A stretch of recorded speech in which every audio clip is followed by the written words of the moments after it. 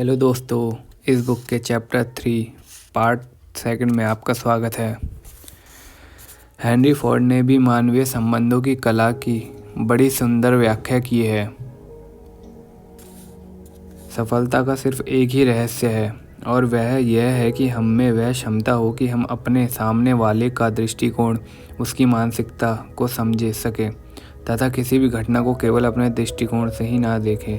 यह कहावत इतनी स्पष्ट तथा सरल है कि हमें इसकी सच्चाई को पहली ही बार में समझ लेना चाहिए, लेकिन फिर भी 90% से अधिक व्यक्ति 90% से अधिक समय इसे अनदेखा करने में नष्ट करते हैं।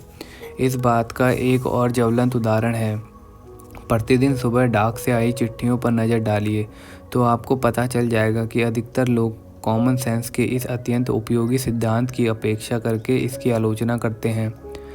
आप इस पत्र को ही लें जिसे एक विज्ञापन एजेंसी के प्रमुख ने लिखा है और जिसके ऑफिस पूरे महाद्वीप में फैले हुए हैं। यह पत्र देश भर के सभी स्थानीय रेडियो स्टेशनों के मैनेजरों को भिजवाया गया था। मैंने हर पैराग्राफ की अपनी प्रतिक्रिया उसके साथ में ही लिखी है। Mister John Blank, Blankville, Indiana. My dear mister Blank, company radio के क्षेत्र में एडवर्टाइजिंग एजेंसी के उच्चतम शिखर पर अपनी स्थिति को हमेशा कायम रखना चाहती है। मेरी प्रतिक्रिया यह है, तुम्हारी कंपनी क्या चाहती है इसकी परवाह कौन करता है। मैं तो सव्य ही अपनी समस्याओं से घिरा हुआ हूँ। मेरे मकान के कर्ज को बैंक फोरक्लोज कर रहा है। स्टॉक मार्केट नीचे गिरते जा रही है। आज सुबह मेरी ट्रेन भी छूट गई। मुझे इसलिए ज़्यादा पैसे खर्च करके बस से जाना पड़ा। पिछली रात को मेरे पड़ोसी ने मुझे डांस पार्टी में भी नहीं बुलाया। डॉक्टरों ने भी बता दिया कि मैं उच्च रक्तचाप से ग्रस्त हूँ। सिर भी दर्द रहता है। मैं परेशान होकर ऑफिस जाता हूँ, अपनी डाक खोलता हूँ और वहाँ न्यूयॉर्क में बैठा एक घमंडी इस बात पर डींगे हाँक रहा है कि उसकी कंपनी क्या चाहती है। बकवास है सब कुछ।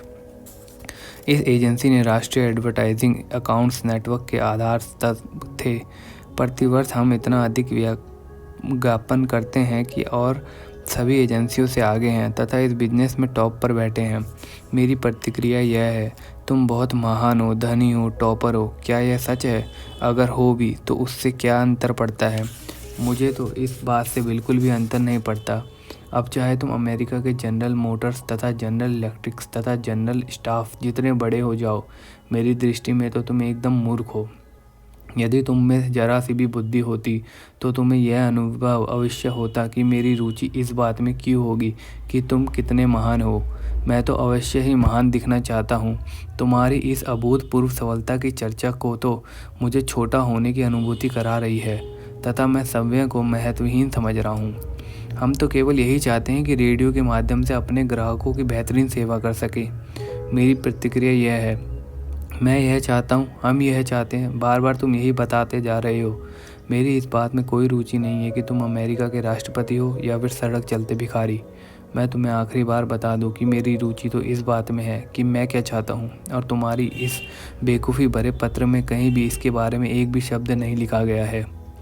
इसलिए कि आप कंपनी का नाम साप्ताहिक स्टेशन जानकारी की अपनी विशेष सूची में जोड़ पाएंगे। बुद्धिमत्तापूर्ण बुकिंग के समय के लिए विस्तृत जानकारी एजेंसी के लिए बहुत उपयोगी तथा कारगर सिद्ध होगी। मेरी प्रतिक्रिया यह है, विशेष सूची, तुम्हारा इतना साहस। पहले तो तुमने अपनी कंपनी के गुणों की महिमा सुनाकर मुझे अपनी ही दृष्टि में महत्वहीन बना दिया और अब तुम मुझसे यह आशा संजोए बैठे हो कि मैं तुम्हारी कंपनी को विशेष सूची में नामांकित कर दूं और तुम इतने कृतहीन हो कि तुमने कृपया लिखना कष्ट नहीं किया। इस खत का तुरंत पावती भेजें और यह भी बताएं कि हम वर्तमान समय में क्या कर रहे हैं। मुझे पूरी उम्मीद है कि परस्पर सहयोग हम दोनों के लिए ही लाभकारी सिद्ध होगा। मेरी प्रतिक्रिया इस प्रकार है, अरे मूर्ख व्यक्ति, तुमने तो मुझे एक निरर्थक सा खत भेज दिया। एक ऐसा खत जो ठीक उसी प्रकार बिखरा हुआ है जिस प्रकार से पतझड़ में पेड़ों की पत्तियां बिखर जाती हैं। मैं तो अपने कर्ज, अपने रक्तचाप के बारे में पहले से ही बहुत चिंतित हूँ। ऐसे में तुम मुझसे उम्मीद कर रहे हो कि मैं तसल्ली से बैठकर तुम्हारे पत्र को पढूं तथा उसकी पावती भी भेजूं और वह भी तुरंत। अरे मैं खाली बैठा हूँ क्या? और हाँ, एक बात और, तुम मुझ पर आदेश चलाने वाले होते कौन हो? तुम्हारा कहना है कि इससे हम दोनों का ही लाभ होगा। चलो, मैंने मेरे बारे में सोचा तो सही, लेकिन मुझे तुम्हारे लाभ का तो पता है। हाँ, मुझे क्या लाभ होने वाला है इस बारे में तुमने कुछ भी साफ साफ नहीं लिखा। आपका अपना जॉन डो, मैनेजर रेडियो विभाग। पुनसच्चय, ब्लैंक विले जनरल से संलग्न रिपीटर आपको अवश्य पसंद आएगा और आप इसे अपने स्टेशन पर प्रकाशित करना चाहेंगे। मेरी प्रतिक्रिया इस प्रकार है। चलो, तुमने पुनसच्चय वाले कॉलम में किसी ऐसी बात का उल्लेख तो किया जो मेरे काम की है, फिर तुमने इसी बात से अपना पत्र प्रारंभ क्यों नहीं किया? अब उसका कोई लाभ नहीं है। विज्ञापन जगत का एक ऐसा व्यक्ति जो इतनी अधिक अनावश्यक की बातें लिखकर दूसरे का समय नष्ट करने का अपराधी हो, वह निश्चित रूप से किसी मानसिक बीमारी का शिकार होगा। तुम यह क्यों जानना चाहते हो कि हम वर्तमान में क्या कर रहे हैं? तुम्हें तो बस अपनी थायराइड ग्लैंड के लिए थोड़े से आयोडीन की आवश्यकता है। अब आप ही बताइए कि जिन लोगों का विज्ञापन जगत से इतना लंबा संबंध रहा हो तथा जो लोग दूसरों को अपना गुलाम बनाने के लिए प्रभावशाली कला विशेषज्ञ होने का दावा करते हैं, यदि ऐसे लोग ही इतने बेवकूफ़ी भरी चिट्ठी लिखते हैं तो फिर एक मामूली सी बूचर और बेकर या ऑटो मैकेनिक से आप क्या आशा कर सकते हैं? अब यहाँ पर एक पत्र दिया जा रहा है जिसे एक बड़े फ्रेट टर्मिनल के सुपरिटेंडेंट ने हमारे कोर्स के एक विद्यार्थी एडवर्ड वॉर्मेल को लिखा था। अब इस पत्र का उस विद्यार्थी पर क्या प्रभाव पड़ा होगा, आप पहले समय इसे पढ़ लीजिए, फिर मैं आपको बताऊंगा। B Zeringa sons Inc, 28 front street, Brooklyn, New York. Edward Vermilion, प्रिय महोदय, हमारे सभी ग्राहक अपना अधिकतर सामान शाम को ही भिजवाते हैं, इसलिए उस साल को बाहर भिजवाने में हमें बहुत परेशानी का सामना करना पड़ा है। इसी कारण हमारे यहाँ प्राय भीड़ इकट्ठी हो जाती है। हमारे कर्मचारियों को छुट्टी के समय भी काम करना पड़ता है। हमारे ट्रक देरी से निकल पाते हैं तथा कई बार तो माल पहुँचने में भी देर हो जाती है। 10 नवंबर को आपकी कंपनी ने जो 510 वस्तुओं की वापसी हमारे यहाँ भेजी थी, वह भी हमें शाम को ही 4:20 पर प्राप्त हुई थी। इन परेशानियों से निपटने के लिए हमें आपके सहयोग की सख्त ज़रूरत है। क्या आप इतना कष्ट कर सकते हैं कि आगे से जब भी आपको माल भिजवाना हो, ऐसा प्रयास करें कि या तो आपका ट्रक हमारे यहाँ जल्दी पहुँच जाए या फिर कुछ माल आप सुबह ही भिजवा दें। इस प्रकार की व्यवस्था करने से आपको भी लाभ होगा, क्योंकि इससे आपके ट्रक जल्दी ही खाली हो जाएंगे तथा आपको यह भी निश्चित ही हो जाएगा कि आपका माल उचित समय पर उसी दिन निकल जाएगा। आपका अपना JB सुपरिटेंडेंट।